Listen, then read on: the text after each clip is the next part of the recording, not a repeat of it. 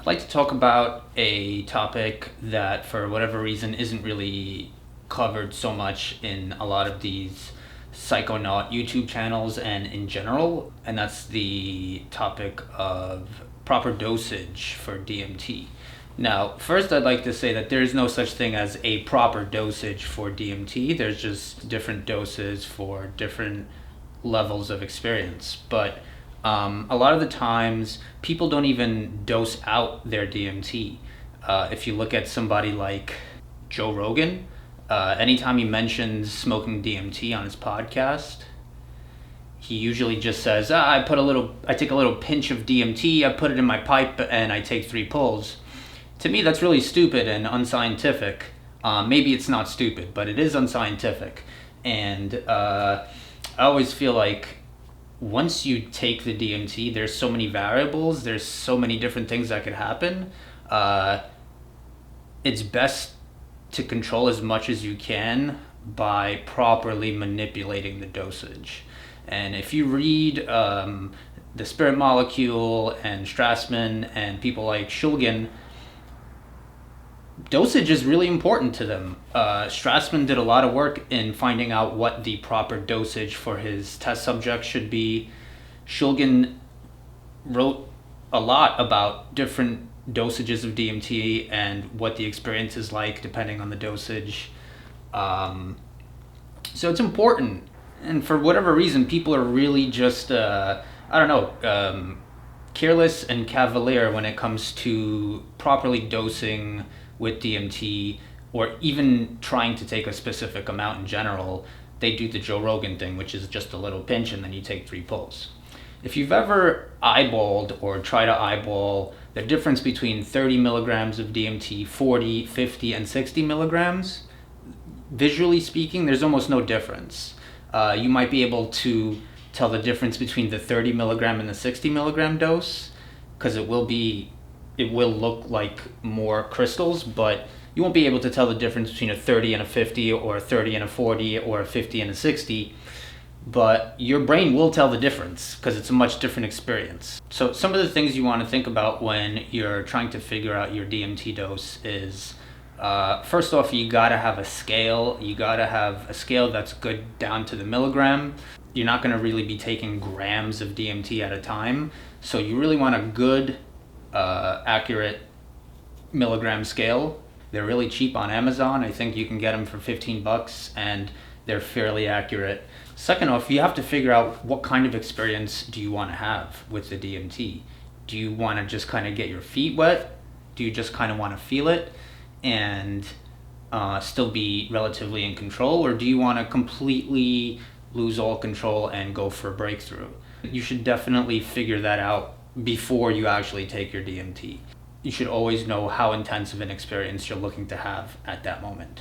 In my personal opinion, DMT, the true DMT experience starts at 30 milligrams. I feel like at 30 milligrams, you're gonna hallucinate, you're gonna have intense closed eye visuals, but at the same time, you're gonna be aware that you're having those visuals and that they're being brought on by the DMT. At the same time, you're kind of in this in-between place where you're not really coming out of your body or anything like that, but you do start to feel a little bit like you're less inside yourself, if that makes any sense. And then I feel like the experience changes wildly as you make a 10 milligram jump. At 40 milligrams, it's really more of the same as the 30 milligram experience. Light open eye visuals, fairly heavy closed eye visuals. You'll definitely start to feel like you're coming out of your body. You'll start to feel like you're no longer wherever you are when you smoke the DMT, on your couch in your apartment. You really start to feel like you're going someplace else, not just consciously, but physically. You do feel like you're going forward to some other place. With 30 milligrams, you don't really get that much of that physical sensation. With 40 milligrams, you will. At the same time, you still be pretty in control of the situation. You'll still be aware and lucid that, oh, I am a person and I am on DMT. But you might have periods where you, very short periods, maybe 5-10 seconds during the peak, where you do start to fully come out of your body, and you forget that you're on the DMT, and you sort of take on a new consciousness, a new reality someplace else. At 50 milligrams, you're starting to push it towards breakthrough territory. I think the equation that Rick Strassman used for his DMT studies was 0.4 milligrams of DMT per kilogram of body weight. There's a really easy way to figure that out for yourself. You take your body weight in pounds, then you divide it by 2.2, and then you multiply that by 0.4. That's going to be your breakthrough dose. One thing you have to remember with the Strassman study is they were getting their DMT intravenously, which means right into the vein, and that means none of it was wasted. So if you're taking 40 milligrams intravenously, you're going to get a 40 milligram delivery. But if you're vaping 40 milligrams, because as you know, the vapor floats into the air, it's hard to heat up the DMT sufficiently without burning it and losing any DMT crystals. So when you put 40 milligrams into a pipe and you vape it, you're most likely getting something like 32, 33 milligrams of DMT, maybe even less. And that's if you take your 3 or 4 pulls. So it's important to remember that when you're figuring your dose out. So if you're vaping in something like a pipe, a genie pipe, or a bubbler, I would recommend putting about 5 milligrams more than what you think you're going to do. So if you want to do a 40 milligram dose, I would put 45 milligrams in there. Now, a 50 milligram hit of DMT, a lot of people consider that to be the breakthrough dose. Obviously, you're never guaranteed to break through. A vast majority of people don't really break through. Having a breakthrough is really like hitting a sweet spot in dosage.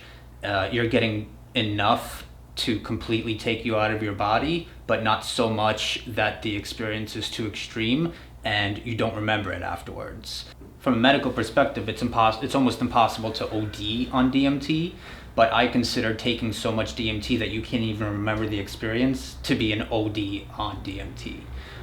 The whole point is you want to remember your experience. You want to at least have like a slight little aftertaste of the experience so you can actually use it somehow in this current reality.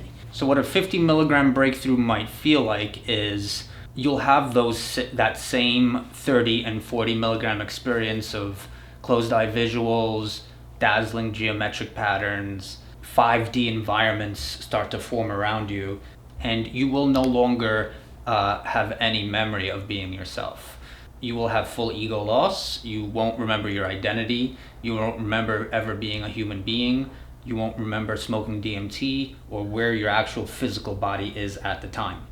To me, that's the hallmark of a breakthrough, is when you can reach that level. On 60 milligrams, it's really more of the same, but you're much more likely to have that breakthrough. However, I find when you start pushing those 60, 65 milligram doses, what tends to happen sometimes is you don't really get a real come up. You don't get to hang out in the waiting room. You don't get the dazzling geometric patterns and designs. You just jump immediately into an out-of-body, another world experience, which can be very alarming. I've had that happen to me where I took my 3rd pull and I went from thinking, oh gee, I wonder how hard this is going to hit me, to where the hell am I, what the hell am I? And when you don't have that come up, it can be a lot more disorienting when you actually do break through. And if you're like me and you have my hang-ups, then you start to panic, and then the rest of the trip is just you panicking and sort of living in this weird out-of-body psychedelic hell, which is not as fun as it sounds. That's really what I wanted to talk about. Mainly, if you're doing DMT, if you're new to DMT, or if you've been doing it for a while and you don't really pay attention to your doses, start paying attention to your doses. I really think there's so much magic happening when you're out there in DMT world. Why not leave just a little bit to science? Why not be just a little bit more scientific when it comes to some of the more tangible aspects of the substance? I feel like it helps your intent. I feel like it really lays down this idea that you care about what you're doing and you're being thoughtful about it. And when that's your mindset entering a DMT experience, I think you're going to be more likely to have an awesome, amazing, pleasurable experience versus being stuck in some hell for eternity.